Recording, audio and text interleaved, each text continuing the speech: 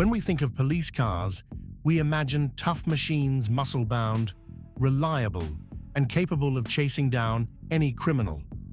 From the Ford Crown Victoria to the Dodge Charger, these icons earned respect with both their power and presence. But not every police car lived up to the badge. Over the decades, police forces across the US and around the world have experimented with cars that were downright weak, bizarre, or even embarrassing. Some were too tiny to store gear, others couldn't accelerate, and a few were so awkward that even the officers didn't want to be seen in them. These are the worst, the weirdest, and the most forgettable police cars of all time. If you think all police cars were powerful and proud, this list might just change your mind. 1971 to 1972, AMC Javelin. In the early 1970s, the state of Alabama needed to expand its highway patrol fleet. But with a limited budget, they could not afford enough vehicles from Ford or Chevrolet. That is when an unexpected candidate entered the scene, the AMC Javelin, a bold mid-size pony car with muscle car looks rivaling the Mustang. After initial tests with the AMX version producing 330 horsepower, AMC developed a special police package made specifically for law enforcement. It came with a 401 cubic inch V8 engine, a 3-speed automatic transmission from Borg Warner, a low rear axle ratio for better acceleration, and a rear spoiler not for aerodynamics, but simply to carry the Big 401 badge. Priced at only around $3,000 United States dollars, far cheaper than its competitors, the Javelin became Alabama's first high-speed patrol car. But problems appeared quickly. The sporty design meant a cramped cabin and low roofline, and many older officers struggled to get in and out of the car. The compact body also meant poor crash safety in high-impact situations. Despite its power and striking appearance, the Javelin could not meet the practical needs of full-time police duty. The contract was not renewed after 1972, and the Javelin remains a short but fascinating chapter in American police car history. 1992 to 1994, Geo Metro police car. The Geo Metro was one of the cheapest cars available in the United States market in the early 1990s. With a starting price under $7,000 United States dollars, a 3-cylinder 1.0-liter engine, and a curb weight of just around 1,600 pounds, the Metro was built for first-time buyers and crowded city streets. And yet, several small towns in America actually use the Geo Metro for police duty. The goal was simple: save money. It offered low running costs, easy maneuverability in tight alleys, and fuel economy up to 45 miles per gallon. Sounds logical until you need to chase someone on the run. With only about 55 horsepower, the Metro took over 13 seconds to accelerate from 0 to 60 miles per hour. It lacked anti-lock brakes, airbags, and offered little to no crash protection at high speeds. The cabin was also far too cramped to hold an officer, equipment, and a detainee comfortably. Although a few towns experimented with it, most quickly abandoned the idea. The Geo Metro might have been fine for college students, but as a police car, it was a predictable failure. 1979, Chevrolet Camaro, Z28 CHP. In 1979, the California Highway Patrol began testing a fleet of 12 Chevrolet Camaro Z28 units, aiming to find a smaller, quicker, and more efficient alternative to the standard patrol sedans. Each Camaro featured a 350 cubic inch V8 engine with 170 horsepower and a 3-speed automatic transmission. They were also equipped with upgraded suspension, tires, and brakes to meet police specs. On paper, the Camaro seemed like a great fit. It looked aggressive, had decent acceleration, and offered compact dimensions ideal for patrol work. But the real-world results were disastrous. Within 18 months, 9 out of the 12 units suffered engine failures, mostly from broken pistons. None made it past 26,000 miles without needing a rebuild. Ford soon stepped in with its Fox body Mustang Police version, which was lighter, cheaper, and more reliable. The Camaro was quietly dropped from the program. Today, only 2 of the original Camaro Z28 CHP cars are believed to still exist. The rest were dismantled or forgotten. 1994 to 1997, Ford Aspire. With a starting price of just around 8,000 United States dollars, the Ford Aspire was one of the cheapest cars available in the country in the early 1990s. It was compact, fuel-efficient, and easy to drive in tight urban areas. Surprisingly, a few small towns in the United States decided to try using the Aspire for police service. Although not widely publicized as an official patrol car, these Aspires were outfitted with light bars, radios, and even sirens. The reason was simple: budget cuts. Weighing only around 2,000 pounds and powered by a 1.3-liter 4-cylinder engine, the Aspire delivered fuel economy as high as 38 miles per gallon. But that was about all it did well.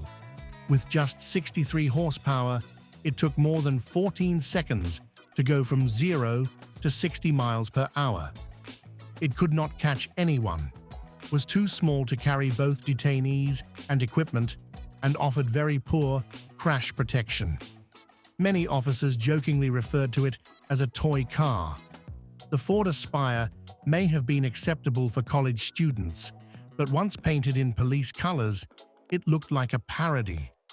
It serves as a cautionary tale of how cutting too many corners for savings can lead to serious compromises. 1984 to 1986, Chevrolet Celebrity.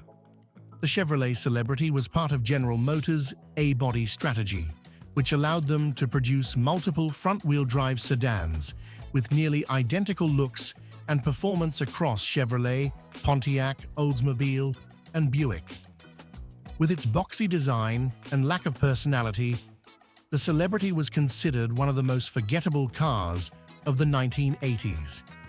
However, after the rear-wheel drive Chevrolet Malibu was discontinued in 1983, Chevrolet needed a budget-friendly alternative to offer law enforcement agencies. That led to the creation of the Celebrity Police Package, introduced in 1984. The car featured a 2.8-liter V6 engine with just 112 horsepower and a carburetor setup. No turbocharging, no fuel injection. With such limited power, the Celebrity was better suited for parking lot patrol than high-speed chases. Oddly, its speedometer was marked up to 120 miles per hour, despite having no performance upgrades to support such speeds. There is no evidence the car could reach that number safely, if at all. Chevrolet discontinued the police package after 1986, just 2 years after its debut. 1977 to 1983, Renault Car. The Renault Car, the United States market name for the Renault 5, was a compact, lightweight, and inexpensive French hatchback. With a 1.3-liter engine, producing 60 horsepower and a curb weight of around 1,800 pounds, the Le Car was aimed at students and urban commuters. But surprisingly, a few very small towns in the United States once used it as a police car. Ogunquit, Maine, and Lacona, Washington, are prime examples. With populations under 1,500, they needed just a handful of vehicles to patrol quiet and narrow streets. And the Le Car, with its fuel efficiency, maneuverability, and low cost, seemed like the perfect solution. But the downsides were equally clear. The tiny size meant a cramped interior, unsuitable for carrying detainees. The engine was far too weak for quick response or long-distance patrols. Its basic suspension and braking systems were also not ideal for law enforcement duties. Renault exited the United States market in 1983, ending the Le Car's short-lived service. 1991 to 1996, Saturn SL. When General Motors launched the Saturn brand in the early 1990s, the goal was to create a car line completely different from the rest of the company. The Saturn SL was the flagship sedan, known for its dent-resistant polymer body panels that would not rust, lightweight construction, and fuel efficiency. A few small police departments in the Midwest and Northeast United States experimented with using the Saturn SL for city patrol duty. With its affordable price, low maintenance needs, and smooth ride, the SL seemed appealing on paper, but real-world use proved otherwise. The 1.9-liter four-cylinder engine made only around 85 to 100 horsepower, far too little for quick responses or pursuit. The light body made high-speed stability poor, and the cabin was too cramped to carry necessary gear or detainees. Worse still, while the polymer panels resisted corrosion, they shattered easily in crashes. Independent crash tests gave the SL low marks for occupant protection. 1979 to 1981, Dodge Street Regis.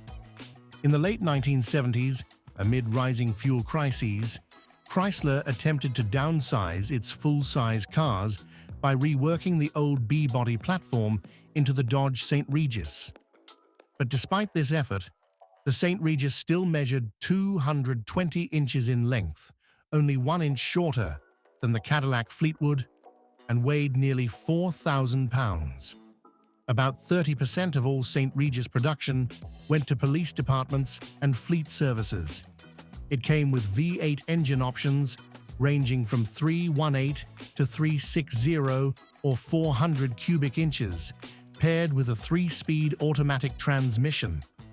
On paper, it seemed like a proper police cruiser. In reality, it was a letdown.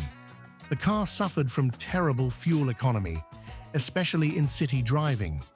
Features like clear plastic headlamp covers were often removed due to fragility and repair issues. Its large size made it sluggish in response and difficult to maneuver in tight spaces. Worse yet, poor build quality and unreliable electrical systems frustrated departments further. While the St. Regis had commanding looks, it simply could not compete with smaller, more efficient models from Ford and Chevrolet. After just 3 years, Dodge discontinued the St. Regis in 1981.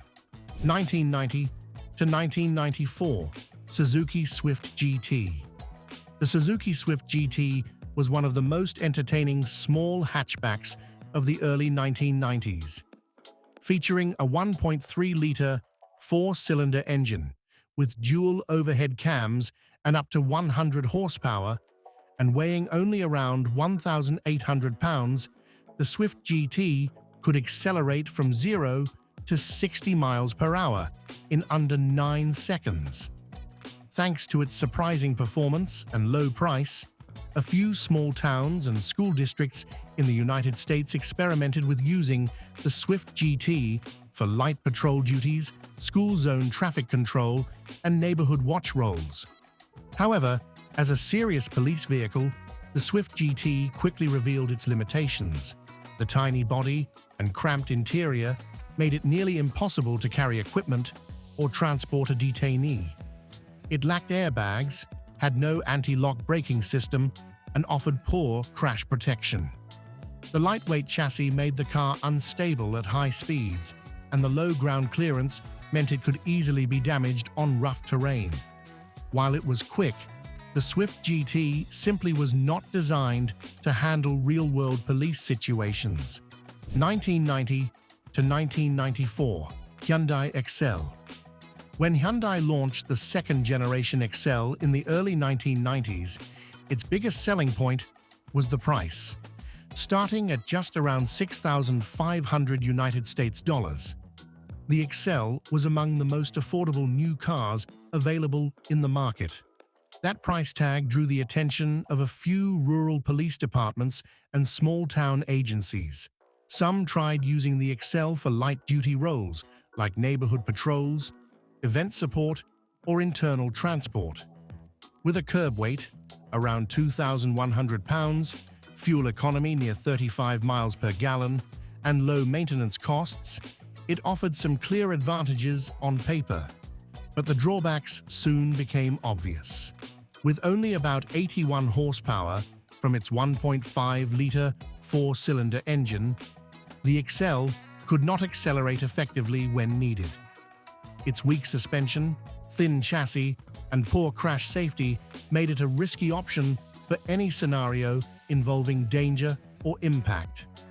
Many units broke down early due to inconsistent parts quality. Some officers even recalled how the body panels could dent from a light door tap in a parking lot. 1992 to 1993, Oldsmobile Achiever SCXW 41. In the early 1990s, General Motors attempted to inject fresh performance into the Oldsmobile brand. The result was the Achiever SCXW 41, developed from the Cutlass Calais platform. It featured a 2.3-litre quad-4 engine, producing up to 190 horsepower, a 5-speed manual transmission, and a sport-tuned suspension. At the time, it was the most powerful front-wheel drive car built in the United States. A few police departments in the Midwest received SCXW 41 units through local dealership promotions or public relations displays. With its sporty styling and impressive specs, the car was once seen as a potential rival to the Ford Mustang in high-speed pursuit roles. But reality did not match expectations. The stiff suspension and low ground clearance made it unsuitable for rough roads or intense duty cycles. While powerful, the quad-4 engine proved unreliable, with frequent overheating, oil leaks, and high maintenance costs. More importantly, the tight interior and fragile body did not meet the practical or safety needs of law enforcement. After a brief appearance in a few fleets, the Achiever SCXW 41 quietly disappeared and now lives on as a collector's curiosity rather than a cop car. 1983-2003 Fiat Panda 4x4 Polizia. Produced from 1983 to 2003, the Fiat Panda 4x4 was one of the smallest all-wheel drive civilian vehicles ever adapted for law enforcement use. Measuring less than 140 inches in length and weighing just around 1,800 pounds, the Panda 4x4 was ideal for navigating narrow, slippery roads in Italy's mountainous regions.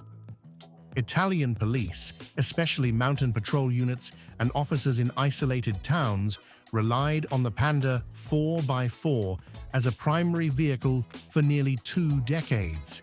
It featured a 4-cylinder engine ranging from 1.0 to 1.1 liters, producing about 50 to 55 horsepower, and used an all-wheel drive system developed by Steyr-Puch. While effective in specific environments, the Panda 4x4 was clearly unsuited for high-speed pursuits or prisoner transport. With a top speed of only around 80 miles per hour, basic brakes, and a cramped cabin, it could not accommodate 2 fully equipped officers and their gear. Still, thanks to its reliability and traction in snow or mud, the Panda 4x4 remained beloved and in service into the early 2000s. Not every police car is a symbol of strength and reliability. As you have seen, many of the vehicles on this list were the result of tight budgets, misplaced expectations, or simply failed experiments. From underpowered hatchbacks to impractical sports coupes. These cars prove that a badge and flashing lights cannot magically turn any vehicle into an effective law enforcement tool. Yet these failures make police car history all the more fascinating and memorable. They stand as valuable lessons learned through time, money, and sometimes even safety. Have you ever seen any of these cars in real life? Or maybe driven a strange model once used for police duty? Let us know in the comments, and do not forget to like this video, subscribe to the channel, and ring the bell for more stories about the weirdest cars in history.